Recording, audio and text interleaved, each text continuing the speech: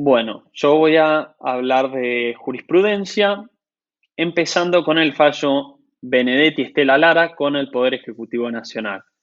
Es un fallo del año 2008 y es de la Corte Suprema. El caso comienza en el año 1997, cuando la señora Benedetti celebra un contrato oneroso de renta vitalicia previsional con una empresa aseguradora. Este contrato sería en dólares estadounidenses y la señora Benedetti aportaría un capital que luego se le devolvería en una serie de rentas, también en dólares. Llegado el año 2001 y 2002, la gran crisis económica que hubo en ese tiempo, se dictó cierta legislación de emergencia y ciertos decretos en los cuales se estableció la especificación de obligaciones no financieras pactadas en moneda extranjera. Ante esto, la señora Benedetti inicia una demanda que llega hasta la Corte Suprema. La Corte, para empezar a analizar el caso, establece que se deben tener en cuenta dos relaciones jurídicas. Primero, la relación jurídica entre la parte actora y la demandada, con su contrato, y luego la relación entre la empresa aseguradora y el Poder Ejecutivo Nacional, que dictó los decretos. Luego también establece que se debe analizar el alcance de la normativa de emergencia y si se le puede aplicar a los beneficiarios de la renta vitalicia previsional, a los jubilados. Siguiendo con el análisis, se establece que se debe tener mucha cautela al tratar temas previsionales y de materia previsional, ya que las rentas y las jubilaciones muchas veces son el sustento de estas personas y tienden a cubrir cuestiones primarias, tiene carácter alimentario muchas veces. Además, se tiene en cuenta que, en cierto sentido, con la legislación se vulneró el artículo 17 de la Constitución Nacional, el que establece la inviolabilidad de la propiedad. Además, se tiene en cuenta que la ley 24.241, que trata jubilaciones y pensiones, establece en su artículo 14 la inembargabilidad, imprescriptibilidad y el carácter personalísimo de la renta vitalicia. Luego también se hace mención a que, si bien el contrato de renta vitalicia es aleatorio y tiene ciertos riesgos, la empresa aseguradora ofreció una renta en dólares y esto es determinante para la celebración del contrato.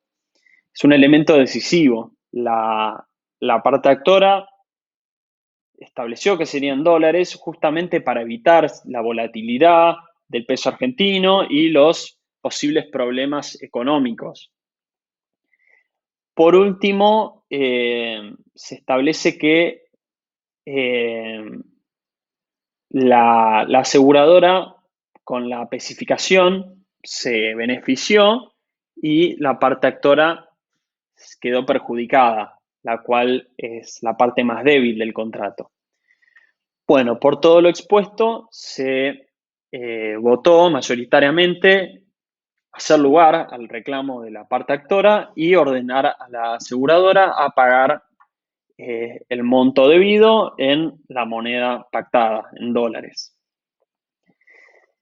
Hubo ciertos votos en disidencia de la ministra Hayton de Nolasco y Maqueda, con el apoyo del ministro Petracchi también, en los cuales, si bien tienen en cuenta el derecho de la actora, también hacen cierta valoración de la crisis económica sufrida y tienen en cuenta que debería haber un ajuste equitativo, por lo que consideran que se debería pagarle el monto pactado en pesos argentinos, originariamente pactado en dólares en pesos argentinos, sumando el 70% de la brecha entre el peso argentino y el dólar americano en el mercado libre de cambios. Bueno, seguimos con el fallo de Prati, Adrián Francisco con ANSES, el cual es del año 2016 de la Corte Suprema de Justicia. y el cual comienza en el año 2007, cuando el señor De Prati se retira laboralmente, definitivamente, por invalidez, contando con un contrato oneroso de renta vitalicia previsional que había celebrado con una AFJP, una jubilación privada. Llegado el año 2008, se dicta la ley 26.425, la cual establece el fin de las AFJP y que las jubilaciones pasarían a ser íntegramente públicas. Ante esto, la renta del señor De Prati es eximida de ciertos aumentos periódicos que sí estaban recibiendo los jubilados con fondos públicos. Bueno, debido a esto, el señor De Prati inicia una demanda contra la ANSES diciendo que se estaba vulnerando el derecho a la igualdad ante la ley, consagrado por el artículo 16 de la Constitución Nacional, y el artículo 14 de la Constitución, que establece el deber del Estado de proteger las jubilaciones y la seguridad social. La Corte, ante esto, hace un análisis de la desproporción entre los aumentos que habían recibido los jubilados con fondos públicos y lo que había recibido el señor De Prati, y tiene en cuenta también esto del artículo 14 de la Constitución, que establece el deber del Estado de proteger las jubilaciones y la seguridad social. Por todas estas razones, falla en favor de la parte actora y ordena un cotejo, un estudio de lo que debería haber recibido mes a mes la parte actora, y ordena que se le pague el monto adecuado.